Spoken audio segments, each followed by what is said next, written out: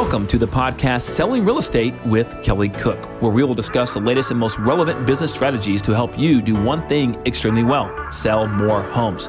We'll discuss everything from business planning to lead generation and conversion to past client customer service and everything in between. Join us for authentic conversations and nuts and bolts takeaways you can implement into your business today. And now, Selling Real Estate with Kelly Cook.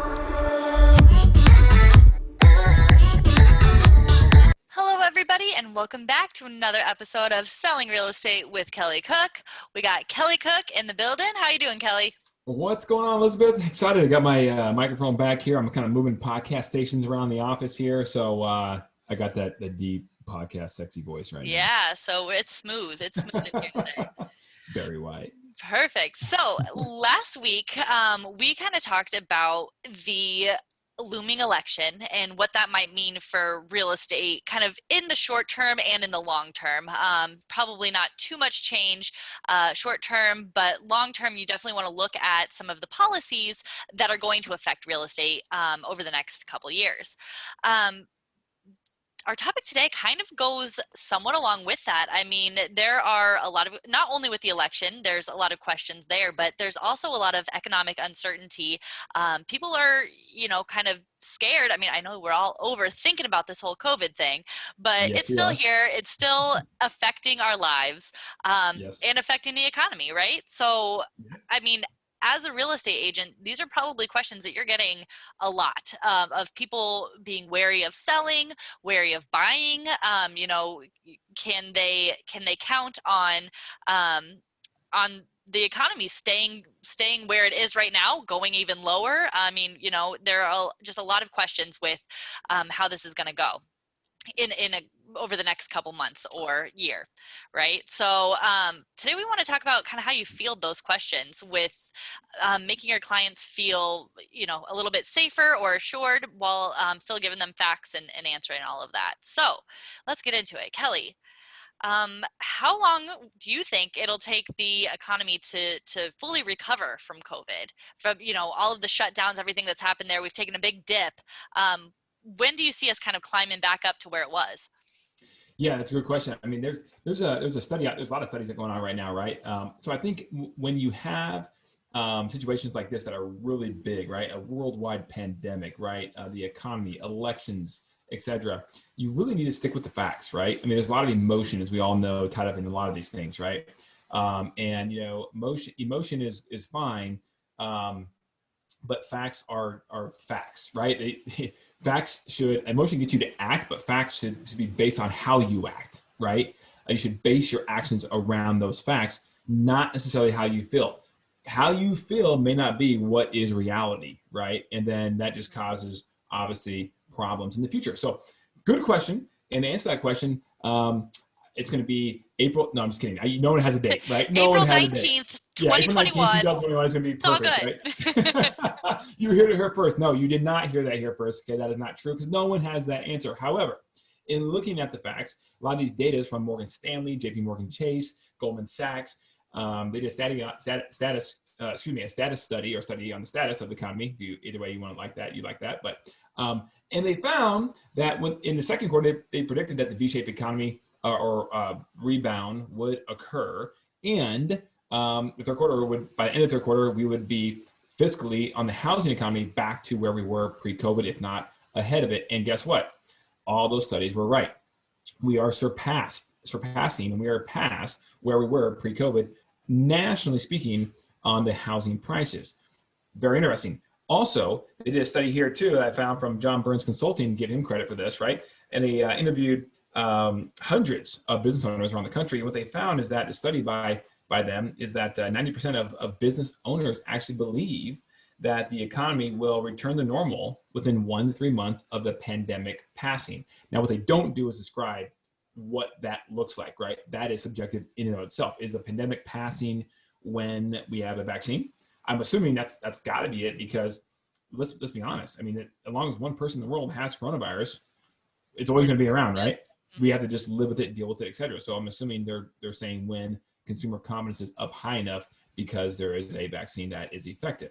When that will be, that's the other question. Yeah, exactly, right? I mean, you have some people saying end of this year, you have people saying early next year. So who really knows?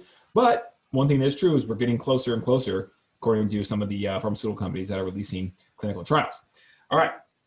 So that's interesting. So optimism is high. That's a good thing, right? Even going into the election, this and that. Overall, optimism is high by business owners. Okay. So that's the first thing. The next thing here we'll just jump right into is, will it cause a recession? And recession, you guys know what the technical definition of recession is, and that's when GDP is negative for 2 quarters in a row by an economy. Well, what's interesting is that right now, a recession, even if that does happen with GDP being negative, right, which it has been for obviously several months. I don't know about 2 quarters quite yet, but it very well could be. What's interesting is recession doesn't necessarily equal a housing crisis. Now, looking back in 2006, 7, 8, and in the 9, 10, et cetera, that recession, that did equal a housing crisis, right? It did, but it doesn't always mean that. But that one, interestingly, like the recession was almost caused by the housing market itself. So it wasn't the other way around. That's right. And that's a great point, Elizabeth, because what we're talking about is the other way around here, right? And that being said, what's interesting is the 6 years leading up to the housing crash of 2000 and let's call it 6, 7, 8, right? Depending on where you're at in the country. The appreciation rates were much higher. I mean, the lowest appreciation rate in the 5-6 years leading up to it was 6.5%. The highest was 12.5% nationally. Okay.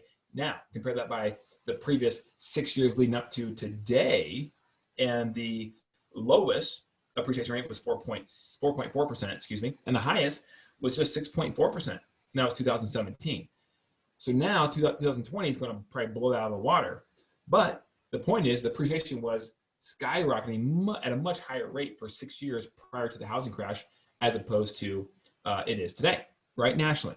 So that's very interesting. Another thing too is right now, the housing market really looks nothing like what it did in 2008 leading up to the complete meltdown of the housing market, right? 37% of people who own homes in America right now do not have a mortgage. 37%. That's a lot, right? Yeah. And then a vast majority of the ones who do have over 20% equity. Why? Well, because primarily lending standards were not the same way they were then, right? Obviously, you can get a loan and a mortgage on a house now for less than 20% down. You can. Mm-hmm. However, a lot more people are still choosing to put 20% down and have done so for the last 6 years. And there's no doc or stated income loans available out there for the most part, right? Mm-hmm. In the mainstream lending industry. So that is all helping to create this situation to be much different. Okay.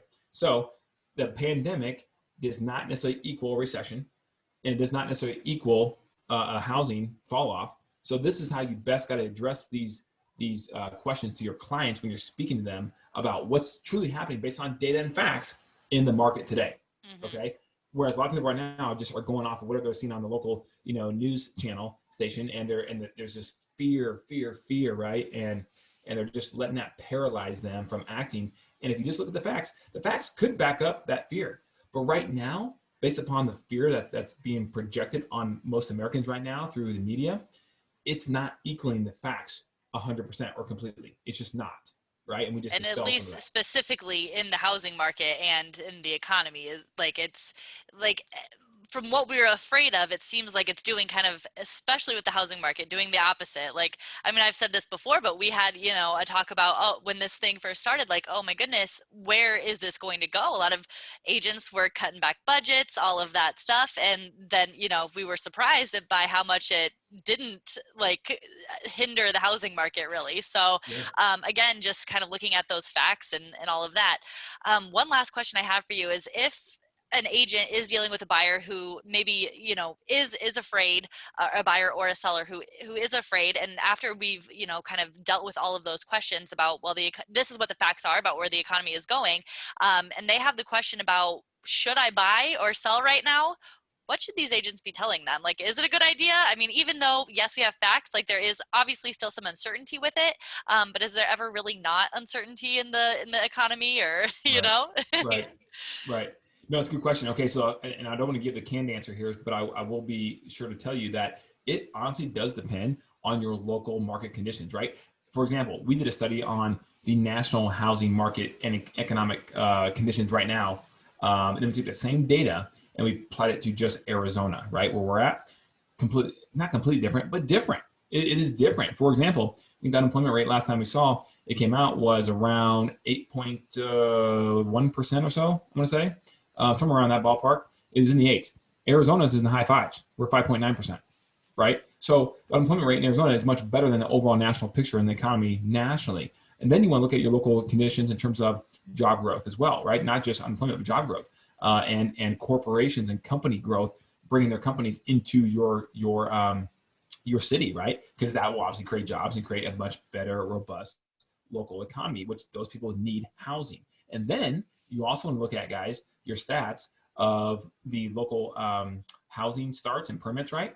How many homes are being built compared to how many homes were being built in 2005, 6, 7, 8 in your local economy? And what was the demand supply, or the demand percentage, excuse me, then compared to demand now? Like Arizona's is completely flip-flopped.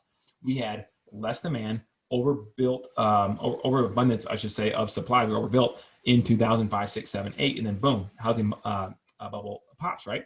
Well, now those two numbers are about flip-flopped, right? We now have almost a percentage amount of equal to what we're having for housing starts back then for demand now, and the housing starts are down where the demand was, right? So just literally did a 180, and so now we have a shortage supply of houses, causing the prices of these homes to really increase rapidly in 2020 post-COVID, post this pandemic that hit back in March. So I would say to advise your clients based upon that, and based upon the current affordability of the house, based upon the interest rates, right? It doesn't matter if the housing price goes up, $100,000, but the interest rate goes down 1%, your payment's about the same, right? Roughly speaking, right? So you can't just look at prices. The prices have skyrocketed, but rates are still going down or lower. You can get some sort of awesome financing rate. Then that's what you should look at, right? Because values will do this and do that, and this and that, and trying to time it up perfectly is hard to do. And you look at opportunity costs, right? What are you going to do if you're going to wait 2 years, 3 years, 4 years, 5 years, whenever the housing market might cycle through and go down? Okay, what are you going to do in the interim? Are you going to just rent? Okay, well then do the math on that. If you're paying $2,000 a month and you rent for an entire year, all right, then or just do 60 months. Say it's 5 years, what you're predicting, or whatever it is your model is, right? How much money is that? I don't want to do the math, a lot of times sure that rent calculation, that total rent calculation. Yeah, I mean, the total rent calculation could equally, based on 2 years, 3 years, 4 years, 5 years, could equal more than what the difference would be if you bought today and the housing market dropped 10%, right? Yeah. You're still in the good if that's your model, what you believe is going to happen in the future, trying to time the market up correctly. So the point is just be careful on that, and foreclosures too, right? Right now, we don't know. I mean, right now the unemployment rate is slowly dipping, right?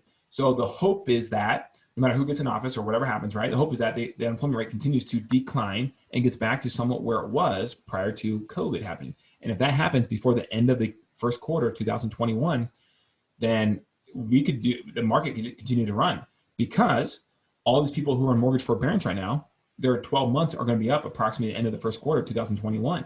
Well, if they get gainfully employed prior to that, they'll stay in their house. The houses will not go on the market. They will not have to sell them, and the market will continue to run because the economy has got back to kind of where it was, so to speak, right? So those are the things you got to be careful of. Now, if you're a firm believer that won't happen, then maybe you should wait. But right now, the data kind of look at the facts. The facts data kind of point to that's probably not going to happen, even no matter who gets in office to some degree, right? But we don't know what policies could be enacted, so that's still a wild card to some degree at this point. Yeah. Wonderful. There you go. Yeah, we took a deep dive into the economy today. Yes, deep dive into the economy. But I mean, I think that had a lot of great stuff in it, as to how when you are being tasked with answering these questions, like they're really, I mean, we don't have a for sure answer to, like, you know, is this going to cause a recession? Well, we don't know for sure, but there is a lot of stuff that you can look at to give that, you know, a little bit more confident answer to your clients. And I think that that's really what's important, is to just present them with facts instead of emotions, and kind of like, well, I don't know, I think this might happen. So yeah, well, I'll say this too. The most important question you could ever ask, and John Maxwell said this, is why, right? So if the client says, well, I want to wait because of, or I want to wait, the best thing you do is ask, okay, why is that? Mm-hmm. Because you can't solve the puzzle unless you have all the pieces. Exactly. You have to get pieces of information from them, because you don't know why they're truly waiting. They might just, and their reason could be completely baseless. You give them the facts, you present them with that data and the reality, then maybe they'll change their mind, right? Mm-hmm. And that's really all you can do, right? I mean, you can be the expert, help them where you can. That's right. Wonderful. So we've kind of really took a deep dive on the economy. Next week, maybe we'll do something a little bit lighter. But, you know, let us know what questions you have, where you want us to go. If we might have some guests on coming up pretty soon here as well. So if you have any questions about the economy or any other topic, you can go ahead and reach right out to Kelly. And where can they reach you, Kelly? Yeah, as always, 480-227-2028. That's my cell. You can call or text or email at kelly@kellycookhomes.com. But most importantly, smash that subscribe button. You know, and then you'll be notified every time that we have one of these riveting economy talks or real estate or anything else that you know, that comes to mind. So we'll see you next time. Kelly, have a great day. Great time. Okay, great day. Yeah, have a good time as well. We'll see you guys.